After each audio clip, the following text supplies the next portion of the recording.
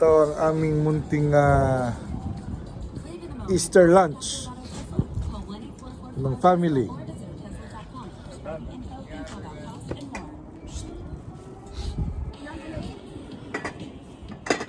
Ito ang the sisters. Nagpe-prepare. Kakainin para sa Easter Sunday. Happy Easter, everyone! Happy Easter.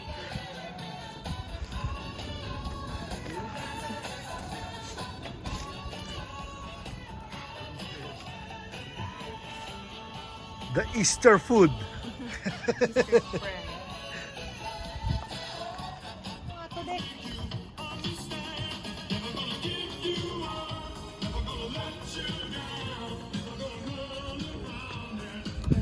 May tulok daw man kayo karatan. The okra is black. I know.